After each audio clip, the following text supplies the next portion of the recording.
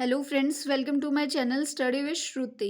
सो guys, इस वीडियो में हम डिस्कस करेंगे ट्रांसपोर्टेशन ऑफ इन्फेक्शियस पेशेंट कि जो एक पेशेंट है जो इन्फेक्शन है जिसको कि हमें पता है कि इसको हाँ ये इसको वो वाला इन्फेक्शन है जो इजीली फैल सकता है, कम्युनिकेबल डिजीज़ है, कुछ भी हम कह सकते हैं। तो उस पेशेंट को हम कैसे ट्रांसपोर्ट करेंगे? तो यूजुअली क्या होता है, there should be minimum movement of the patient from one place to another unless it is necessary. ठीक है, यानी कि जब तक ऐसा नहीं है कि पेशेंट को बस हद ही होगी, अब तो उसको करना ही पड़ेगा हमें ट्रांसपोर्ट। जब तक वो वाली सिचुएशन नहीं आती कि हम ट्रांसपोर्टेशन के अलावा कुछ नहीं कर सकते, उस टाइम पे ही हम उसको पेशेंट की जो है मूवमेंट कराएंगे। अदरवाइज हम जो है अपनी तरफ से फुल ट्राई करेंगे कि हम पेशेंट को उसकी जगह से ज़्यादा मूव ना कराएं। ठीक है, उसके बाद इम्पोर्टेंट क्या होता है कि अगर जहाँ पे भी हमें पेशेंट को लेके जाना है, अगर किसी को ट्रांसपोर्ट करना है जो इन्फेक्शियस है, तो हमें बहुत सारा जो एक्स्ट्रा प्रिकॉशंस है वो लेने की ज़रूरत हो जाती है। और जिसकी वजह से क्या है कि जो इन्फेक्शन का रिस्क है वो क्या हो सके, कम हो सके, रिड्यूस कर सके हम रिस्क ऑफ इन्फेक्शन को।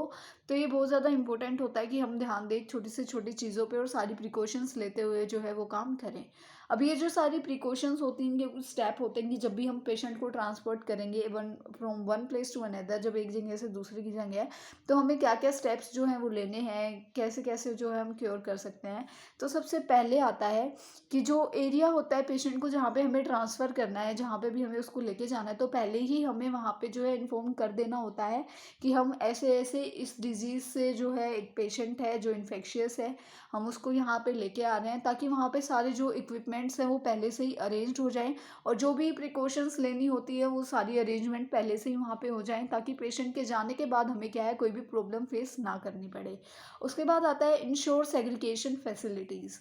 यानी कि अभी वो पेशेंट जो है इन्फेक्शियस है तो हमें उसको ऐसे ही किसी पेशेंट के साथ नहीं रख सकते। यानी कि अगर मान लो किसी को कोविड-19 हो गया है तो हम उसको जनरल वार्ड पे, जो जनरल वार्ड में जितने भी पेशेंट हैं वहाँ पे हम उसको नहीं रख सकते, या फिर जो बहुत ज़्यादा इम्यूनो कॉम्प्रोमाइज्ड पेशेंट है उसके साथ हम उस पेशेंट को नहीं रख सकते। तो अलग से वहाँ पे क्या है, हमें पहले से ही